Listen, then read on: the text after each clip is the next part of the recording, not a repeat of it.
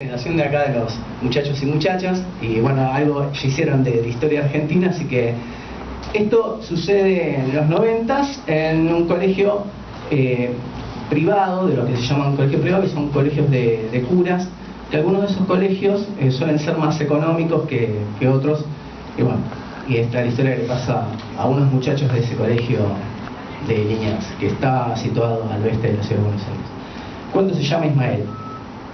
La desgracia que marcó a fuego su vida comenzó con pequeñas cargadas.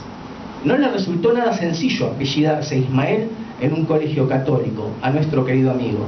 Desde el clásico mote despectivo de pija cortada hasta los más elaborados cantitos de viaje egresado de séptimo grado, tales como le vamos a quemar, le vamos a quemar, le vamos a quemar la sinagoga y vamos a dejar a todos los judíos en bolas.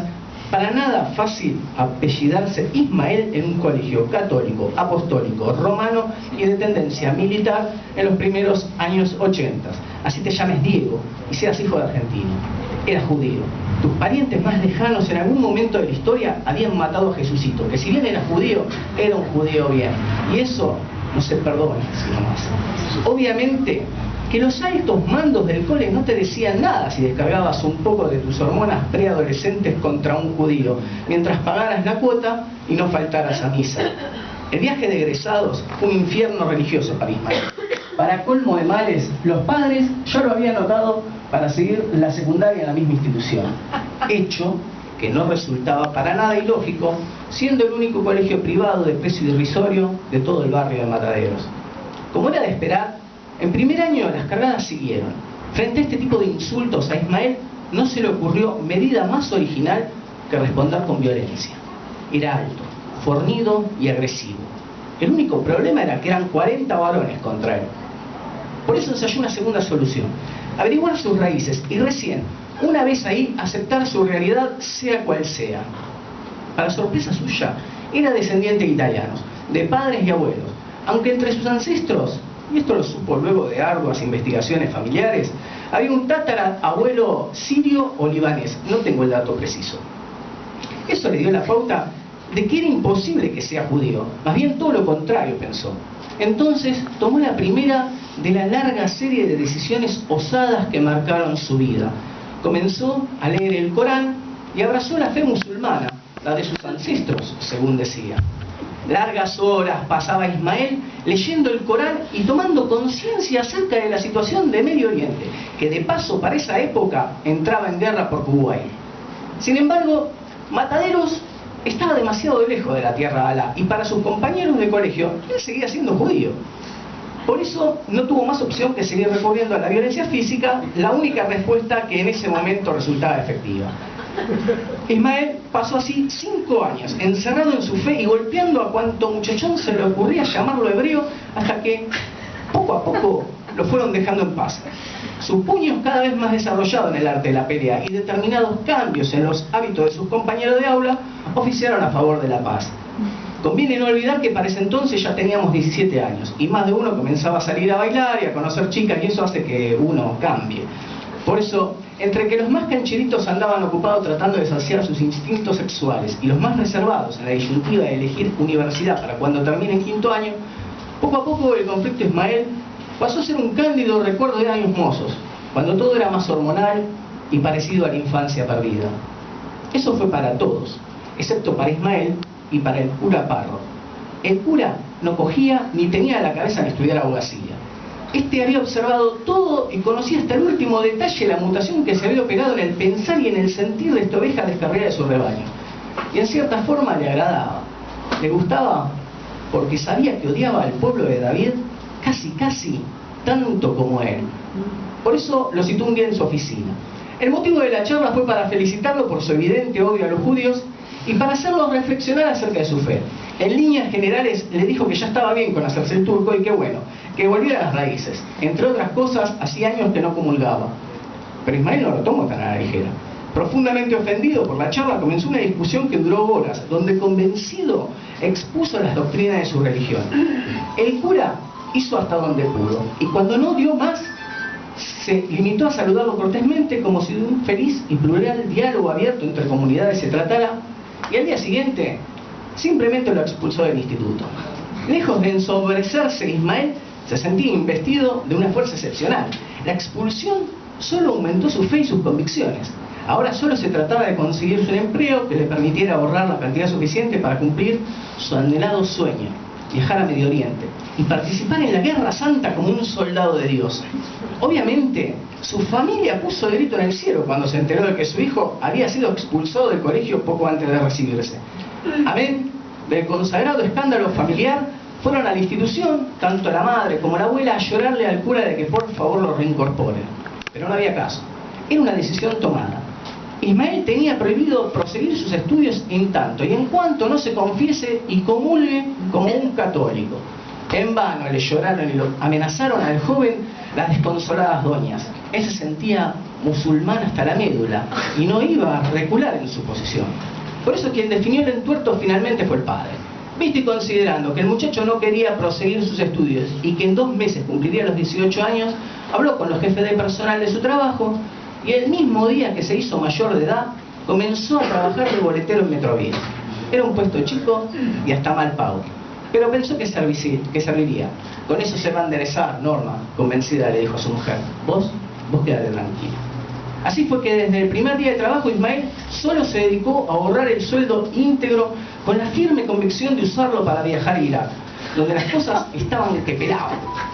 Pasó 2 años inmerso en ese oscuro puesto, 2 años ahorrando peso por peso de su ínfimo sueldo de cajero para pagarse el pasaje, que si tenía suerte de morir en el intento, lo conduciría al paraíso con una pequeña escala en la tierra prometida, Oriente Medio, la tierra de sus ancestros.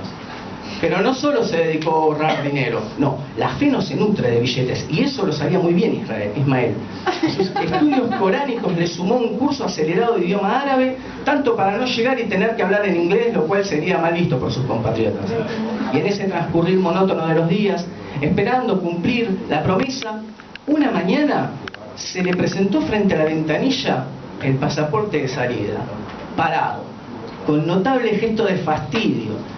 Mientras esperaba que Ismael le diera las monedas del vuelto para el pasaje que había comprado, el inútil que nunca falta, echándole una mirada al hombre que llevaba cosido en la camisa gris, le dice con tono prepotente: ¡Ja!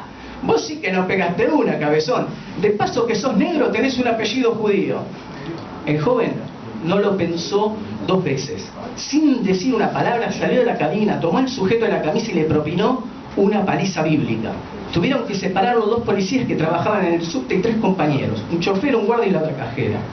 Obviamente resultó despedido. Sin embargo, Ismael se encontraba feliz. Aliviado de su carga laboral diaria y con sus ahorros de 2 años sin tocar, se dedicó a hacer realidad su anhelado y postergado sueño. Esa misma tarde se fue a Ezeiza a comprar un pasaje directo a Irak. Casi no tuvo tiempo de despedirse de nadie, a excepción de su familia, quien bañada en llanto solo se culpaba a sí misma por semejante decisión. Armó un pequeño bolso donde guardó un ejemplar del Corán, una pistola y una sola muda de ropa, y a la mañana siguiente se marchó al aeropuerto. Solo unas cuantas horas lo separaban de su gran destino, acariciado durante tantos años. El viaje fue un tour a las cavidades más profundas de su alma. Durante todas las horas que duró el vuelo, Ismael oró y se enfrentó con su Dios en un diálogo íntimo, ejemplar. Entonces el avión atravesó en Bagdad. Las primeras luces del alba se colaban entre las palmeras y dejaban ver las pequeñas construcciones que se alzaban entre los escombros de las bombas desperdigadas entre la santa tierra. Ismael se acercó a la puerta del avión. Con ojos empañados de llanto contempló su sueño hecho realidad. Ahora solo le faltaba alistarse en el ejército y cargarle unos cuantos judíos y yanquis a las cuentas de la muerte, y el paraíso ya sería de su propiedad. Sin embargo, algo no previsto se interpuso. Ni bien pisó tierra iraquí, unos soldados locales se acercaron y rodeándolo lo llevaron a punta de fusil a una pequeña oficina, algo así como un despacho de migraciones. En vano Ismael trató de explicarles que venía a enrolarse con ellos con el firme propósito de liberar la sagrada tierra de los infieles opresores de su misma fe, mediante un torpe intento de combinar las pocas palabras de árabe que había aprendido en el Instituto de Lenguas Vivas de Raúl Mejía. Más aún, cuando los soldados, notoriamente convencidos de que era un espía, hablaban rápido y en dialecto de paso. No se notaban para nada abiertos a un diálogo formal.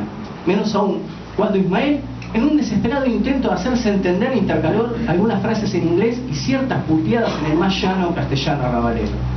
Convencido de su condición de espía, lo llevaron a una pequeña celda en las inmediaciones del aeropuerto internacional. Los detalles del calvario padecido en prisión No los voy a develar porque, a decir verdad, los desconozco. Solo sé, por buenas fuentes, que al tipo lo largaron al par de días. Lo subieron a un avión y volvió a Buenos Aires en el transcurso de la misma semana en que salió. Calculo que le jugó a favor el hecho de que estaba desarmado, ya que en una sabia y coherente decisión, su padre le quitó la pistola del bolso mientras Ismael oraba la noche previa a su partido. Y de que fuera argentino, país neutral por excelencia. Vaya a saber. La cuestión es que al par de días Ismael estaba de nuevo en Mataderos, en brazos de su madre, que bañada en llantos y a los gritos, le atribuía su vuelta al cura párroco del colegio. Yo te dije que el padre tenía contacto, yo te dije que era amigo de Videla. Evidentemente la doña había hablado con el clérigo, pero si realmente por intermedio de este se enteraron los de las Naciones Unidas, Derechos Humanos o algún tipo de organización fuerte para sacarlo, no lo sabe nadie. Lo único que todos sabemos es que después de este episodio, algo cambió en la mente y en el sentir religioso del pobre Ismael. Ya no es tan musulmán como antes. La última vez que lo vi estaba más tranquilo. Se casó con una chica de Floresta, tuvo un hijo, se compró un auto y está trabajando en una remisería del barrio. Lo que sí, al nene lo anotó en un colegio del Estado.